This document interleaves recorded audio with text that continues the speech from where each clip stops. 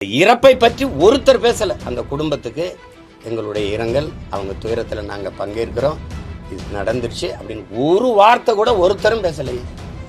அரசு மேல தப்பு, இவர் மேல தப்பு. இதுவா அவர் தம்பியோட அந்த காணொலியை பார்க்கும்போது அவருக்கு அதில் அவர் பேசுனதில் அவருக்கு இதயத்துக்குள்ள காயமோ வலியோ இல்லை. இருந்தால் அந்த மொழியில் அது வெளிப்பட்டு அது இல்லை.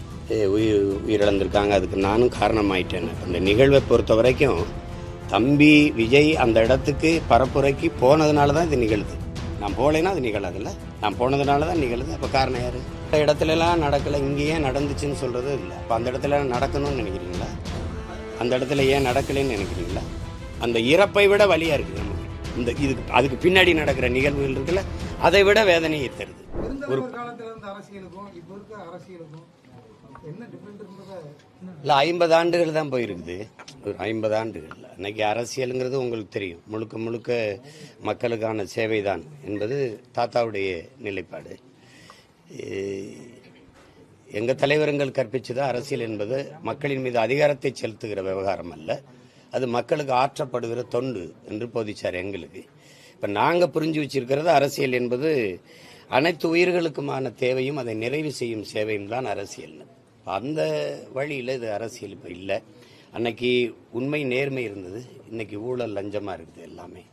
அன்னைக்கு எளிமை தூய்மையாக இருந்தது, இன்னைக்கு பெரிய ஆடம்பரமாக இருக்குது. திரையரங்கு செட்டுகள் போல், அரங்குகள் போல் இருக்குது. திரைப்பட இது செட்டு போடுவோம்ல, பிரம்மாண்டமாக இருக்குது எல்லாமே. அன்னைக்கு கொள்கை முதன்மையாக இருந்தது, இன்னைக்கு கூட்டம் முதன்மையாக இருக்குது. அப்போ இது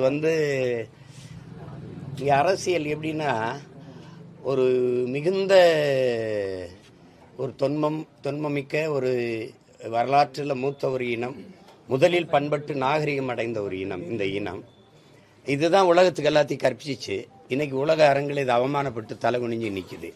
இது சேர சோழ பாண்டியர்கள் மூவேந்தர்களின் வாரிசு.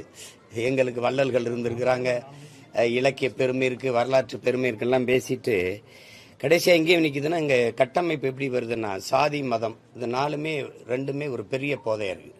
அதுக்கப்புறம் சாராயம், அப்புறம் திரைக்கவர்ச்சி. இதில் இந்த சாராய போதை வீட்டை தான் பாதிக்கும், பெரிய அளவு இருக்குது. இந்த சாதி மதம் சமூகத்தை பாதிக்கும். இங்கே கல்வி நிறுவனங்களும் அரசியல் பேசாதேன்றாங்க. அந்த மாணவர் படிக்கிற போது எதுக்கு அரசியல்னு, எப்படி படிக்கிறதே அரசியல் தான். அதனால இது நல்ல அரசியல் எது என்று கற்பிக்காதனால இந்த திரை மயக்கம் பெரிய அளவிற்கு இருக்குது. தெய்வ தரிசனம் போல் அன்றைய அரசு ஒரு உண்மை கண்டறியும் குழுன்னு அம்மா ஜெயமாலினியும் அந்த ஹேமாலினியும் இந்த அனுராக் தாக்கூர்னு 2 பேரை அனுப்புறாங்க. உடனடியாக கேட்டு இந்த மாதிரி பேட்டி கொடுத்துட்டு போறாங்க. அப்புறம் காங்கிரஸ் கட்சி அதனுடைய பொதுச் செயலாளர் பேசிட்டு போறாங்க. சிபிஐ விசாரணை வேணும், அது வேணும். இதே மாதிரி தானே துப்பாக்கி சூடு தூத்துக்குடியில் நடந்தது. ஏன் இந்த பாரதிய ஜனதா உண்மை கண்டறியும் குழு அனுப்பல? ஏன் இந்த காங்கிரஸ்? இது உயிர், அது உயிர் இல்லையா? அது மக்களின் பிரச்சனைக்கு போராடி சத்தான், மனு கொடுக்கத்தான் வந்தான். ஸ்டெர்லைட்டு எங்களுக்கு நிலம் நஞ்சாகுது, நீர் நஞ்சாகுது, எங்கள் வாழ்வாதாரத்தை பாதிக்குதுன்னு போராடி மக்கள் போராட்டம். அவன் வெகுண்டெழுந்து தன் உயிரை காக்க, நிலத்தை காக்க, வளத்தை காக்க வந்தான். அவனை சுட்டு கொன்னது யாரு? சுட சொல்லி உத்தரவு பிறப்பிச்சது யாரு? அதையே உண்மை கண்டறியும் குழு கேட்கல. அதையே இந்த 2 கட்சிகள்ல ஒருத்தர் யார் கேட்கல. உங்களுக்கு புரியுதுன்னு நினைக்கிறேன். அன்னைக்கு இவங்கெல்லாம் எங்க போனாங்க? கொடநாட்டில் 5 பேர் செத்துருக்காங்க, உங்களுக்கெல்லாம் தெரியும்ல. கொன்னது யாரு? காரணம் என்ன? பேச்சே கிடையாது. ஆந்திர காட்டுக்குள்ள 20 பேர் இதே ஐயா சந்திரபாபு நாயுடு ஆட்சியில் கடந்த முறை ஆளும்போது சுட்டு கொண்டு விட்டாப்ல. சொன்ன காரணம் செம்மரக்கட்டையை வெட்ட வந்தார்கள். வெட்டும்போது பிடிச்சியா? அதுக்கு சான்று இருக்கா? இல்ல. நீ என்ன பண்ண? சுட்டு மரக்கட்டையோடு கட்டையா எங்களை போட்டு போட்டுட்டு மரக்கட்டையில ஒரு எண்ணு போட்டிருப்பில 18, 19, அதே மாதிரி எங்க கால்லையும் போட்டிருந்தேன் பணத்துல. அப்ப ஒரு மரக்கட்டைக்கு இருக்கிற மதிப்பு மனித உயிருக்கு இல்லையாடான்னு இவன் எவனும் கேட்கல. அன்னைக்கு எந்த மத்திய அரசு உண்மை கண்டறியும் குழு எதுக்காக சுட்டா ஏன் ஒருத்தனும் கேட்கல. நீ என்ன கேட்டிருக்கணும்? வெட்டவே வந்தான், சட்டப்படி உன் மாநிலத்தில் குற்றம், நீ சிறைதானே படுத்திருக்கணும். சுட்டுக்கொள்ற உரிமை உனக்கு யார் கொடுத்தது? நீ சிறைதானே படுத்திருக்கணும். என்னைய நாங்க தவறு, அதுக்கு வழக்காடுறோம், அதுக்கு குற்றத்துக்கு என்ன தண்டனையோ எத்தனை ஆண்டு சிறையோ அதை அனுபவிக்கிறோம், வெளியில வர்றோம். நீ எப்படி சுட்டு கொண்டாயின்னு யாருமே கேட்கலையே. அதுக்கு ஒரு மத்திய புலனாய்வு விசாரணை கேட்கல, அதுக்கு ஒரு உண்மை கண்டறியும் குழு வரல, அதுக்கு ஒரு தனி நபர் நீதிபதி விசாரணை வைக்கல. அப்ப எப்படி இருக்கு? இப்ப தூத்துக்குடியில விசாரிச்சா அண்ணா ஜெகதீசன் அம்மா இதே அம்மா வந்து கொடுத்தாங்கல்ல, அந்த அறிக்கை தாக்கல் பண்ணாங்கல்ல, என்ன நடவடிக்கை நடந்திருக்கு? இப்ப இந்த அரசியலை எப்படி பாக்குறது?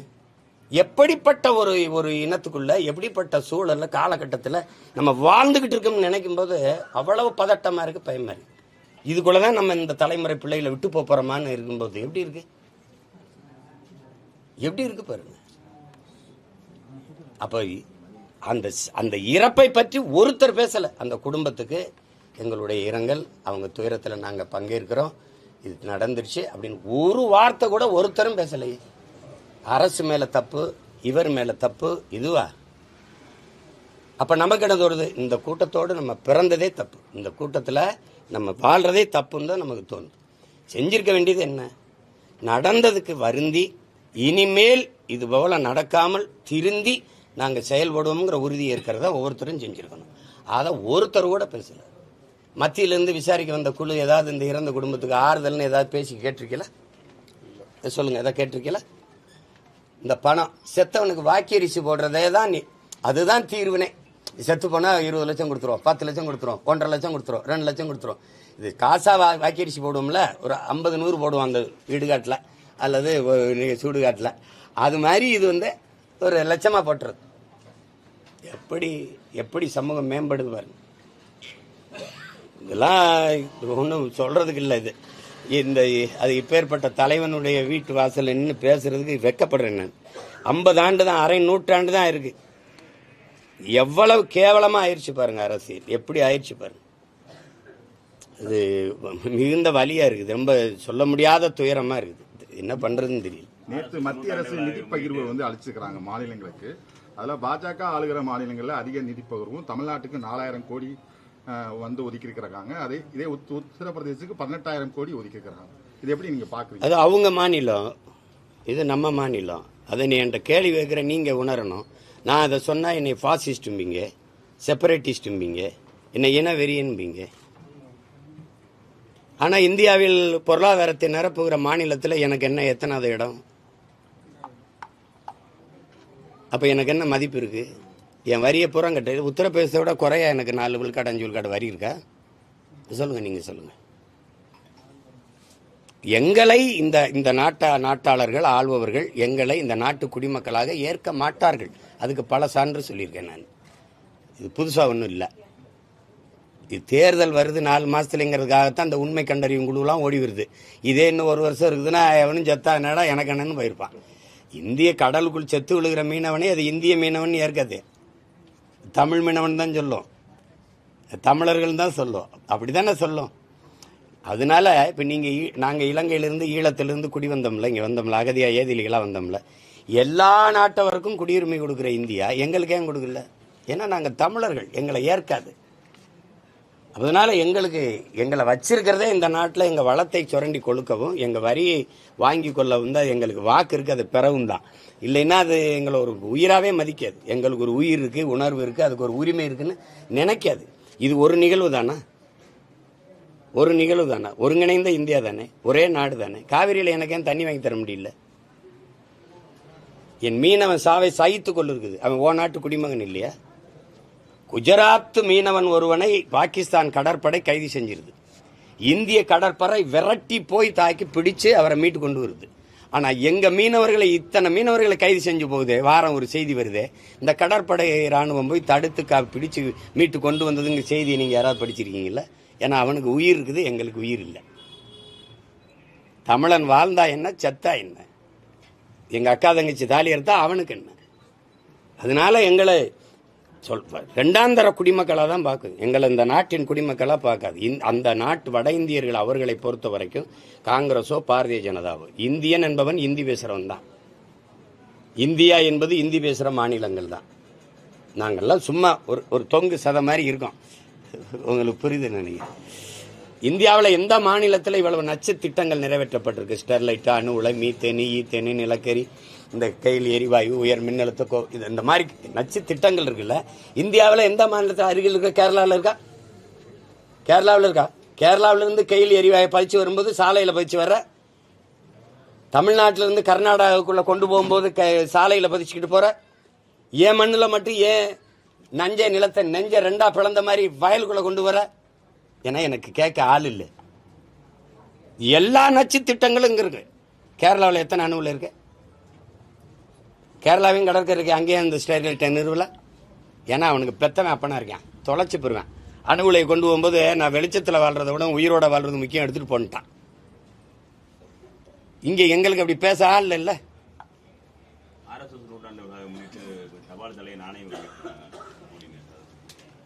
வெளியிடலைன்னா தான் நீங்க வியக்கணும். அவங்க அரசு, அவங்க அதிகாரம், அதுக்காக தான் 80 வருஷம் காத்திருந்து அதிகாரத்தை நிறுவிருக்காங்க. முழு அதிகாரத்தை நிறுவிருக்காங்க. இப்பதானே கூட்டணி 2 ஆண்டு, அதுக்கு முன்னாடி இருந்த 2 ஆண்டும் முழு அதிகாரத்தை நிறுவிருக்காங்க. இப்போ வெளியிடலைன்னா நம்ம வருத்தப்படணும், அது சந்தேகிக்கணும். அவ வெளியிடுவாங்க, இதெல்லாம் நடக்கும் தானே. அது தெரியாம தானே நீங்க வெளில வச்சிருக்க வாக்கு போட்டிருக்காங்க. சொல்லுங்க. திமுக வந்தா எல்லா படத்தையும் அவங்க தான் வெளியிடுவாங்க, சினிமாவே அவங்க கட்டுப்பாட்டில் தான் இருக்கும், எல்லாமே அவங்க கட்டுப்பாட்டில் தான் இருக்கும் அப்படின்னு இப்ப பேசி பயன் இல்லை. வந்தா இருக்கும்னு தெரிஞ்சுதான் நீங்க வாக்கு செலுத்திருக்கீங்க. அப்புறம் அப்ப பேசி என்ன இருக்குது? வெஸ்த குடிச்சா சாவும்னு தெரிஞ்சு குடிச்சுவிட்டு அப்புறமா என்ன காப்பாத்துங்கன்னு கதறதுல பயன் இல்லை. இவர் தாவேக தலைவர் வந்து அவரோட சுய சிந்தனையோட அரசியல் நடத்தினார்னா வருங்காலத்தில் அவர் நல்ல நல்ல பெரிய நிலைக்கு போவாரு. அவர் பக்கத்தில் இருக்கிறவங்களோட பேச்சை கேட்டுட்டு அவர் வந்து சில விஷயங்கள் பண்றது வந்து அது நல்லதுக்கல்ல அப்படின்னு சொல்லிட்டு திருமாவளவன் வந்து ஒரு கருத்து வச்சிருக்காரு. இந்த கருத்து எப்படி பாக்குறீங்க? அந்த கருத்துக்கே நான் வரல, அதை விட்டுருங்க. அது எனக்கு சுய சிந்தனை இருக்குதுன்னா பக்கத்தில் இருக்க ஆளு எனக்கு நீங்க சொல்லு. இப்ப எனக்கு சுய சிந்தனை தான். எனக்கு எதுக்கு ஸ்ட்ராட்டஜிஸ்ட்? ஒரு தலைவன் ஒரு படையை வழிநடத்தினால் அது படையா இருக்கும். ஒரு தலைவனே ஒரு படை வழி நடத்தினா அது படையா இருக்காது. அது புரியுதா? இந்த மாதிரி பாடை தான் வரும். விளங்குதுன்னு நினைக்கிறேன். அதனால அதை போய் பேசி பயன் இல்லை. இனிமேல் இருக்கிற தலைமுறையாவது கற்பிச்சு எது அரசியல், எது நாட்டுக்கு மக்களுக்கு நல்லது, எதை நோக்கி நம்ம பயணிக்கணும்னு கற்பிச்சு கொடுக்கணும்.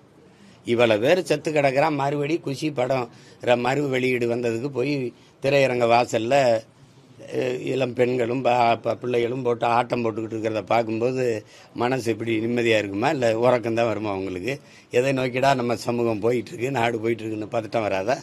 இல்லை, அவர் நீதிமன்றத்தை அணுகிறாங்களே, அதாவது அங்கே போய் அவங்க பாதிக்கப்பட்ட மக்களை போய் சந்திக்கவும் நீதிமன்றத்தை நாடி இருக்கிறாங்களே. ஏன்னா அவங்க அனுமதி மறுக்கிறதுனால தான் நாங்கள் போய் பார்க்க முடியும்னு சொல்லி இப்போ நீதிமன்றத்தை நாடி இருக்கிறாங்க. போய் கரூரில் பாதிக்கப்பட்ட மக்களை நான் சந்திக்கணும் அப்படின்னு நீதிமன்றத்தை நாடி இருக்கிறாங்க. அது அவங்க கட்சி, அவங்க முடிவு. அது எனக்கு அதில் கருத்து இல்லை.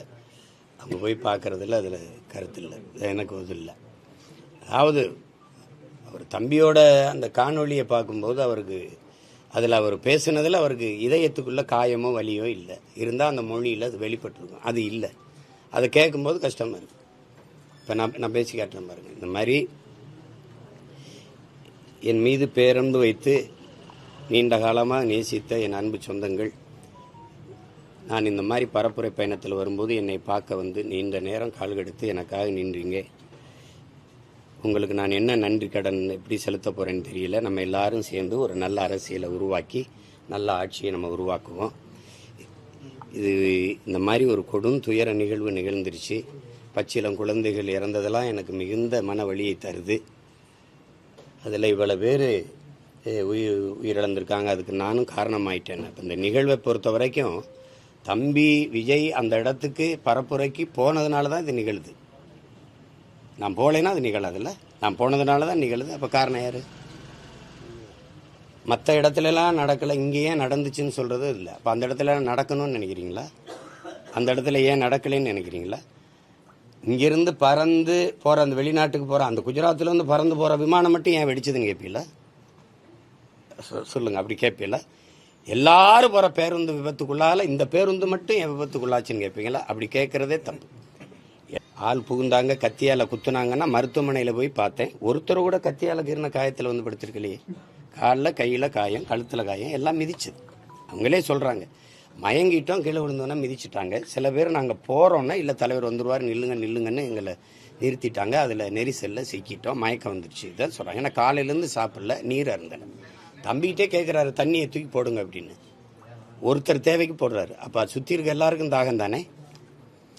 பேசும்போது அந்த வலியை அவர் கடத்தியிருக்கணும், ரொம்ப உருக்கமாக கடத்தியிருக்கணும். அது செய்யலை. இப்போ நம்ம பேசுகிறோம், மாண்புமிகு தமிழக முதல்வர் அவர்களுக்கு சட்டப்படி நீங்கள் நடவடிக்கை எடுக்கணும்னு இருந்தால் என் மேலே எடுங்க. என்னை நம்பி வந்தவர்களை, என் உடன் இருக்கிறவர்களை நீங்கள் கைது செய்ய வேண்டாம், அவர்கள் மேலே நடவடிக்கை எடுக்கலாம், இதுக்கு நான் தான் பொறுப்பு, என் மேலே நடவடிக்கை எடுங்க. இப்படி தான் பேசியிருக்கணும். நீங்கள் ஏதாவது பழி வாங்கணும்னு நினச்சா நீங்கள் என்னென்னா, இது எப்படி திரைப்பட கதாநாயக வசனமாக இருக்குது. இப்படின்னா அங்கே கதாநாயகி குடும்பத்தையெல்லாம் கட்டி வச்சுக்கிட்டு என்னை பிடிச்சி வச்சுட்டு கேட்கும்போது தொடர்தான் இருந்தால் என்னையை தொடு, அவங்களையெல்லாம் விடு அப்படின்னு வசனம் பேசுவோம்ல, அப்படி இருக்கு பார்க்கும்போது. அது நல்ல அணுகுமுறை இல்லை. கேட்கும்போது அது எப்படி பெறும்? அந்த சிஎம் சார் அப்படிங்கிறத அது சின்ன பிள்ளை விளையாட்டுக்கு கூப்பிட்ற மாதிரி இருக்குது. ஒரு அந்த அவர் மேலே நம்ம உங்களுக்கு மதிப்பு இல்லாமல் போட்டோம். ஆனால் உட்கார்ந்து இருக்கிற அந்த நாற்காலி இந்த நிலத்தில் பெரும்பெரும் தலைவன் உட்கார்ந்தது. ஓமந்தூர் ராமசாமி ரெட்டியார் தாத்தன், குமாரசாமி ராஜா, மூதறிஞர் ராஜாஜி, பெருந்தலைவன் காமராஜ், பேரறிஞர் அண்ணா போன்ற பெருந்தலைவர்கள் இருந்த ஒரு இடம் அது. அதில் அது பார்த்து பேசணும். சிஎம் சார் அப்படிலாம் பேசக்கூடாது. அது தன்மையான பதிவாக இல்லை. அது பார்க்கும்போது அந்த இறப்பை விட வலியாக இருக்குது நமக்கு. அதுக்கு பின்னாடி நடக்கிற நிகழ்வுகள் இருக்குல்ல, அதை விட வேதனையை தருது. அதுதான் சங்கடங்களாக இருக்குது. நம்ம இதை எப்படி கொண்டுகிட்டு போகிறது இந்த சமூகத்தில்? இதுக்கு முன்னாடி எத்தனையோ நடிகர்கள் வந்திருக்காங்க. ஐயா விஜயகாந்த் தொடங்கியிருக்கிறாரு, அண்ணன் சரத்குமார் தொடங்கியிருக்காங்க, அண்ணன் கார்த்திக் அவர்கள், இப்போ அண்ணன் கமலஹாசன், இவங்கெல்லாம். ஆனால் இப்படி இல்லை. இப்படி இவ்வளோ காலம் இவ்வளோ நேரம் காத்திருந்து இப்படி இருந்தாங்க, பசிப்பட்டினியாக இருந்தாங்க, மயங்கி, இந்த மாதிரி நிகழ்வுகள் தொடரலை. அதனால் இனி வரும் காலங்களில் இந்த முறையை மாற்றணும். இந்த தெருவாக போய் கேட்குறது, ஊராக போய் கூட்டம் போடுறது, எல்லா நாடுகளையும் பார்க்குறீங்க நீங்கள். வளர்ந்து விட்ட நாடுகள், வளர்ந்து கொண்டிருக்க நாடுகள், ஆப்பிரிக்க நாடுகள், இல்லை அமெரிக்கா, ஆஸ்திரேலியா, ஐரோப்பிய நாடுகள் எல்லாம் யாராவது இப்படி போடுறாங்களா கூட்டம்னு பாருங்கள். ஒரு இடத்த கொடுப்பாங்க, அந்த உட்காந்து இவர் இப்போ அமெரிக்கானா பைடன் பேசுவார், ட்ரம்ப் பேசுவார், ஹிலாரி கிளின்டன் பேசுவாங்க, ட்ரம்ப் பேசுவாங்க, அப்படிதான் பேசுவார். இவர் பேசுறது ஏற்புடையதுன்னா ஓட்டு போடுவாங்க, இவர் பேசுறது ஒரு அரங்கத்துக்குள்ள இருப்பாங்க. மற்றபடி இன்னைக்கு உள்ளங்கையில் எல்லார்ட்டையும் ஊடகம் இருக்கு. எல்லாரும் நீங்க இவ்வளவு ஊடகம் இருக்கீங்க, சீமான் என்ன பேசுறாரு, ஐயா ஸ்டாலின் என்ன பேசுறாரு, ஐயா எடப்பாடி என்ன பேசுறாரு, தம்பி விஜய் என்ன பேசுறாருன்னு கொண்டு போறீங்க. யாரு பேசுறது ஏற்புடையதோ அவங்களுக்கு வாக்கு செலுத்த போறாங்க. எவ்வளவு எளிமையா போயிருது பாருங்க. அதை விட்டு போய் ஒரு 30 நாள் இன்னி பாருங்க, மார்ச்லேருந்து ஏப்ரல் 2 மாதம் வெயிலில் போய் கத்தி மக்களுக்கும் தொல்லை, நமக்கும் தொல்லை, பெரிய பொருள் செலவு. ஒரு வளர்ந்து கொண்டிருக்கிற ஏழ்மையில் சிக்கி இருக்கிற, வறுமையில் இருக்கிற ஒரு நாட்டின் அணுகுமுறையா இது இல்லை. இந்த முறையவே முதல்ல தகர்க்கணும், மாற்றணும்னு நான் நினைக்கிறேன். நீங்கள் இல்லைன்னா ஒரு தலைவருக்கு ஒரு 1/2 மணி நேரம் ஒரு நாள் கொடுத்துருங்க. இன்னைக்கு உங்கள் நேரம், நீங்கள் 1/2 மணி நேரம் பேசலாம், எல்லா தொலைக்காட்சியும் எடுப்பாங்க. தேர்தல் ஆணையமே சொல்லிட்டா நான் என்ன நாட்டுக்கு நான் ஆட்சி அதிகாரத்துக்கு வந்தால் என்ன செய்வேன், நான் பேசிட்டு போகிறேன். அப்புறம் நீங்கள் பேசிட்டு போங்க. இப்போ நீங்கள் பேசிட்டு போங்க. கேட்குற மக்களுக்கு எது சரியா இருக்கோ வாக்கு செலுத்திட்டு போகட்டும். இந்த மாதிரி சிக்கல்கள் வராதில்ல. அந்த இடத்துல கூடுற மக்கள் இல்லை, எத்தனை பேருக்கு அங்கே சுற்றி வாழ்கிறவங்களுக்கு போக்குவரத்து நெரிசல், அது எவ்வளவு பேருக்கு அந்த அக்கம் பக்கத்தில் குடியிருக்கிற வீட்டுக்காரங்களுக்கு எவ்வளவு நெரிசல், எவ்வளவு இடையூறு, அதெல்லாம் பார்க்கணும். இனி வரும் காலங்களில் பார்க்கணும். கள்ளச்சாராயம் குடிச்சு சாவு உங்களுக்கு புரியுதுன்னு நினைக்கிறேன். அங்கே அந்த மகாபலியம் பக்கத்தில் ஒரு இதுலையும், இங்கே கள்ளக்குறிச்சியிலையும் சாவு நீங்கள் பார்த்தீங்க. 63 பேர்கிட்ட சாவு. இது இந்த ஆட்சியாளர்களில் மெத்தனத்தில் நடந்துச்சு, இவங்களால நடந்த பிழை. இதுக்கு உடனே தம்பி விஜய் போயிடுறாப்ல, அந்த போதை எது, வாய் வழியே போதை. இது திரைக்கவர்ச்சிங்கிறது கண்ணு வழியே காது வழியே போதை. இந்த இடத்துல இவர் வந்ததுனால இவர் வர்றாரு, இந்த கூட்டத்தில் நெரிசல்ல 41 பேர் இறந்துடுறாங்க. உடனடியா ஐயா முதல்வர் ஸ்டாலின் போயிடுறாப்ல. அந்த இடத்துக்கு அவர் போகல, இந்த இடத்துக்கு இவர் வரல. அதுக்கு யார் காரணமோ அவர் போல, இதுக்கு யார் காரணமோ இவர் வரல. இந்த அரசியலை பாருங்க. இப்போ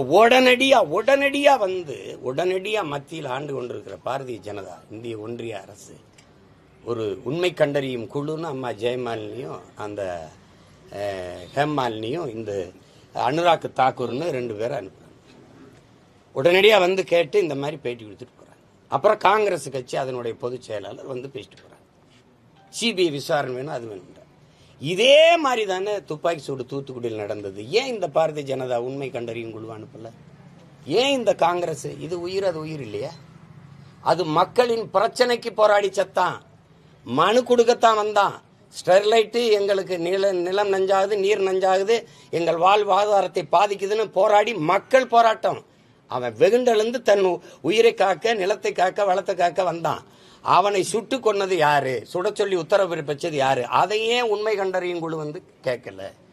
அதையே இந்த ரெண்டு கட்சிகளில் ஒருத்தர் வந்து யாரும் வந்து கேட்கல. உங்களுக்கு புரியுதுன்னு நினைக்கிறேன்.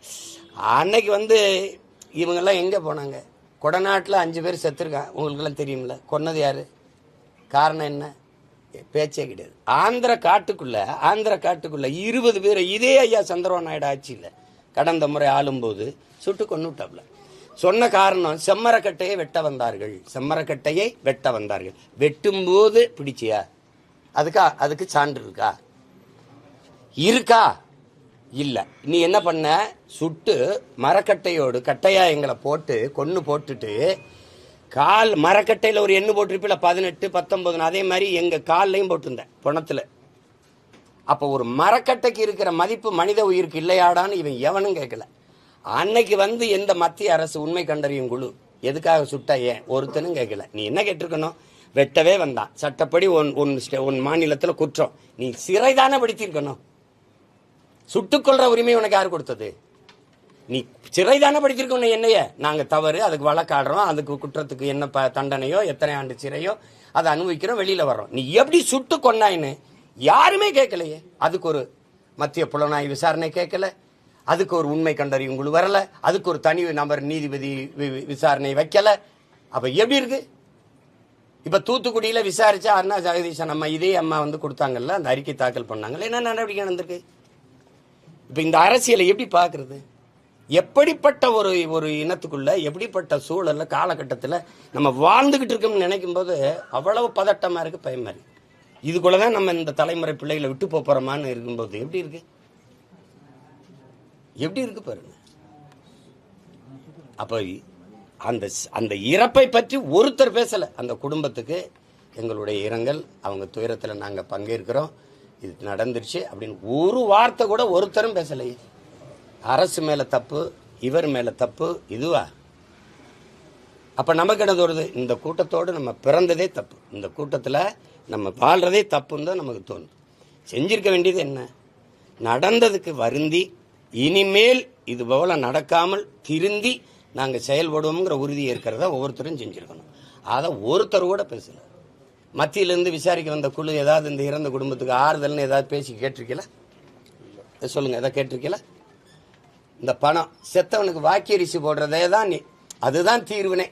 செத்து போனா 20 லட்சம் கொடுத்துருவோம், 10 லட்சம் கொடுத்துருவோம், 1.5 லட்சம் கொடுத்துருவோம், 2 லட்சம் கொடுத்துருவோம். இது காசா வாக்கியரிசி போடுவோம்ல, ஒரு 50, 100 போடுவோம் அந்த வீடுகாட்டில் அல்லது சூடுகாட்டில். அது மாதிரி இது வந்து ஒரு லட்சமா போட்டுறது.